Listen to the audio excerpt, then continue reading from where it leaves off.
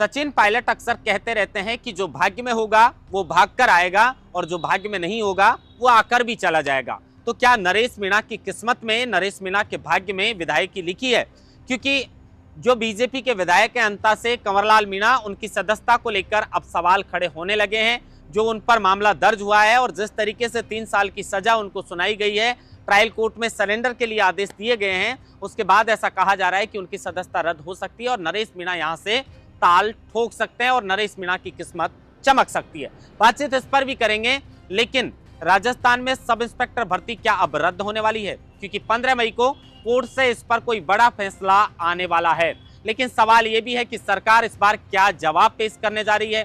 क्या राजस्थान के मुख्यमंत्री भजनलाल शर्मा की ओर से, सरकार की ओर से यह जवाब दिया जाएगा कि इसमें हम छटनी कर रहे हैं फिलहाल और कोर्ट पर यह फैसला छोड़ दिया जाए, या अशोक गहलोत सरकार में जो भी भ्रष्टाचार हुए हैं, जो भी भर्तियों में धांधली हुई है, उनसे पर्दा हटाने का काम जिस तरीके से वादा बीजेपी ने किया था, तो क्या राजस्थान की सरकार करेगी और इस भर्ती को रद्द करवाएगी? राजेंद्र राठौर जो तत्कालीन नेता प्रतिपक्ष थे, कैबिनेट मंत्री किरोड़ीलाल मीणा या फिर सतीश पूनिया, ये लगातार इस मुद्दे को उठाते रहते थे, लेकिन फिलहाल ये खामोश हैं। क्यों खामोश हैं? बातचीत इस पर भी करेंगे। लेकिन जिस तरीके से कर्नल सोफिया कुरैशी ने देश को संबोधित किया था ऑपरेशन सिंदूर के बाद, और उसके बाद चारों तरफ हिंदुस्तान की वाहवाही हो रही थी, सब लोग इन बहादुर देश की जो बेटियां हैं उनको लेकर जमकर तारीफ कर रहे थे, लेकिन जिस तरीके से बीजेपी के एक मंत्री के इतने बिगड़े बोल कि उन्होंने, शायद उन्हें ही नहीं मालूम होगा कि उन्होंने क्या क्या कह दिया, और अब कह रहे हैं कि अगर किसी को बुरा लगा हो तो मैं खेद प्रकट करता हूं, मैं माफी मांगता हूं। लेकिन सचिन पायलट ने इनको लेकर बड़ा बयान दिया है और कहा है कि ये मंत्री रहने लायक ही नहीं है। इसको लेकर बीजेपी के शीर्ष नेतृत्व को माफी मांगनी चाहिए, क्योंकि जिस तरीके से बीजेपी के मंत्री के बिगड़े बोल देखे गए हैं कर्नल सोफिया कुरैशी को लेकर, उसके बाद पूरे देश में इसकी चर्चा हो रही है। अब फंस चुके हैं मंत्री साहब। चलिए विस्तार से इन खबरों पर बातचीत करेंगे। नमस्कार, आप देख रहे हैं लोकमत हिंदी और मैं हूं आपके साथ महेंद्र बांसुटा।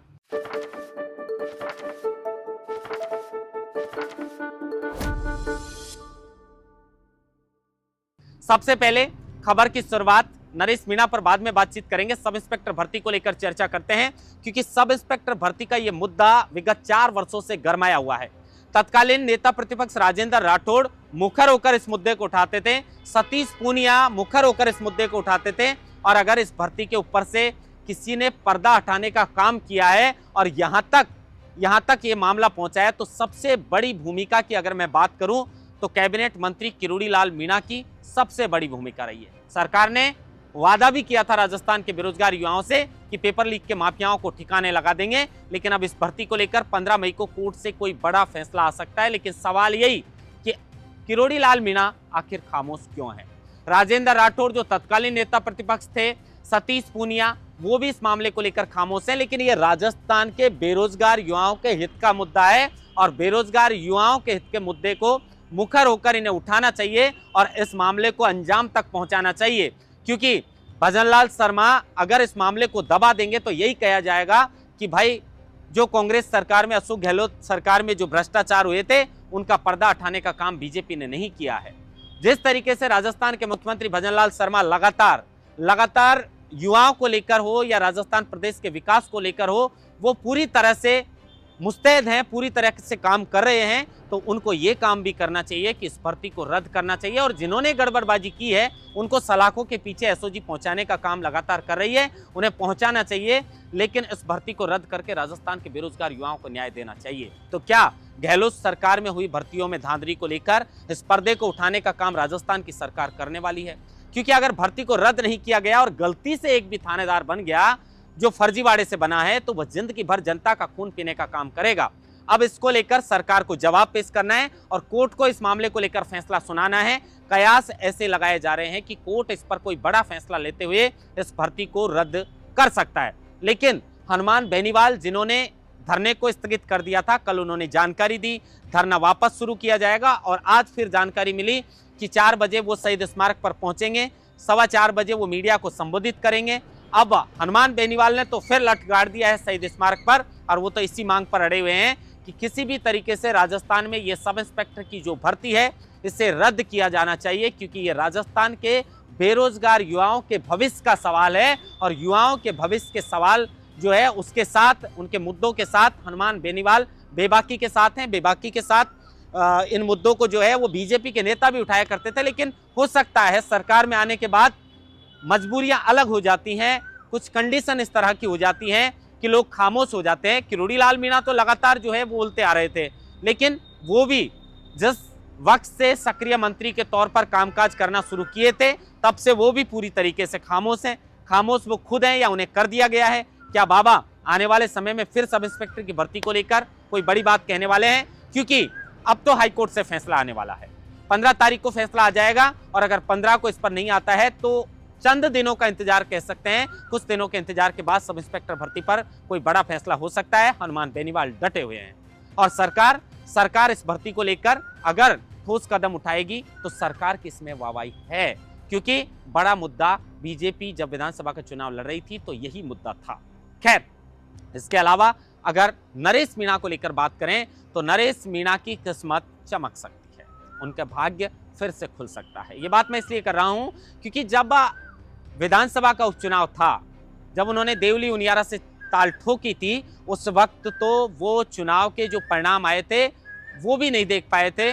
उनको मतदान के दूसरे दिन ही जेल में जाना पड़ा था और तब से लेकर आज तक वो जेल के अंदर बंद हैं। लेकिन जिस तरीके से अंता की विधानसभा सीट, इसको लेकर सवाल खड़े हो रहे हैं कि जो बीजेपी के विधायक हैं कंवरलाल मीणा, उन्होंने जिस तरीके से तत्कालीन एसडीएम को गन तानी थी और जिस तरीके से कानूनी दांवपेच में वो फंस चुके हैं और उसके बाद उनको 3 साल की सजा सुनाई गई है। 21 मई को उन्हें ट्रायल कोर्ट में सरेंडर करने के आदेश भी दिए हैं। उन्होंने हाई कोर्ट का दरवाजा खटखटाया, उन्होंने सुप्रीम कोर्ट का भी दरवाजा खटखटाया, लेकिन उन्हें राहत नहीं मिल पाई है। और इसी मामले को लेकर कहा जा रहा है कि आने वाले समय में जो विधानसभा के अध्यक्ष हैं वासुदेव देवनानी, वो कहीं ना कहीं इस मामले को लेकर कानूनी जानकारों से जो है वो सलाह ले रहे हैं, लगातार पूछताछ कर रहे हैं, लगातार इस मामले को लेकर वो भी सोच रहे हैं। तो आने वाले समय में कंवरलाल मीणा की सदस्यता को लेकर कोई बड़ा फैसला विधानसभा अध्यक्ष ले सकते हैं और अगर इनकी सदस्यता रद्द होती है तो अंता में उपचुनाव किए जाएंगे और अंता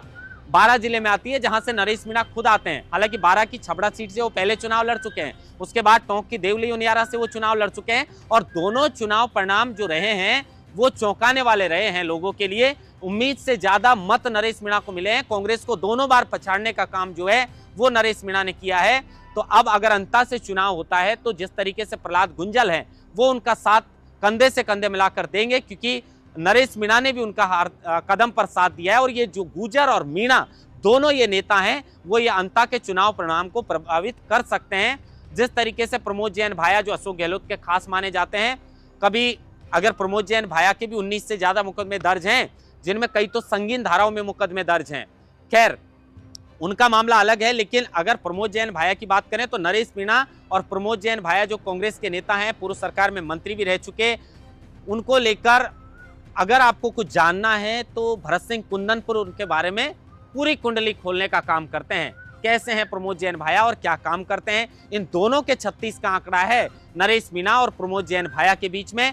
तो जरूर नरेश मीणा अगर ऐसा मौका मिला और उपचुनाव अगर वहां पे होते हैं, सदस्यता रद्द होती है उसके बाद, तो फिर नरेश मीणा वहां से ताल ठोक सकते हैं। और जिस तरीके की लोकप्रियता नरेश मीणा की लगातार बढ़ी है इस उपचुनाव के बाद, तो हो सकता है कि नरेश मीणा की किस्मत चमक भी जाए। लेकिन उसके बाद जिस तरीके से पहलगांव के अंदर यह पूरा मामला हुआ और उसके बाद भारत ने ऑपरेशन सिंदूर के तहत पाकिस्तान को सबक सिखाया और उसके बाद कर्नल सोफिया कुरैशी और विंग कमांडर व्योमिका सिंह जो हैं उन्होंने देश को संबोधित किया। उसके बाद पूरे देश को इन दोनों बेटियों पर गर्व था। लेकिन उसके बाद जो बीजेपी के मंत्री हैं साहा, उन्होंने जिस तरीके का बयान दिया है और उस बयान के बाद जितनी भिद पटी है बीजेपी की, उसके बाद हो सकता है उन पर कोई बड़ा एक्शन हो जाए। लेकिन सचिन पायलट ने बड़ा बयान देते हुए कहा है कि ऐसा आदमी तो मंत्री रहने लायक नहीं है। बीजेपी के शीर्ष नेतृत्व को इस मामले को लेकर माफी मांगनी चाहिए। अब माफी जो मंत्री साहब हैं वो तो लगातार मांग रहे हैं, लेकिन एक बार जबान से बात निकल जाए और कमान से तीर निकल जाए उसके बाद पछताना ही है। अब वो लगातार पछता भी रहे होंगे इस मामले को लेकर, लेकिन इस तरह के बिगड़े बोल वो भी उनके लिए जिनको देश पर गर्व है, उनके लिए बीजेपी के मंत्री ने बोले हैं। जिस तरीके की भाषा में उन्होंने बात की है, इसको लेकर बीजेपी क्या इस मामले को लेकर एक्शन लेती है और क्या मुश्किलें इस बीजेपी मंत्री की बढ़ने वाली हैं, क्योंकि सचिन पायलट ने कह दिया है कि ये मंत्री रहने लायक नहीं है। बीजेपी को इस मामले को लेकर माफी मांगनी चाहिए। फिर आपके लिए एक राजस्थान डायरी लेकर हाजिर होंगे। इस तरीके से राजस्थान डायरी को प्यार देते रहें, चैनल को सब्सक्राइब करें, लाइक करें और शेयर करें। महेंद्र बांसटा, लोकमत हिंदी, जयपुर।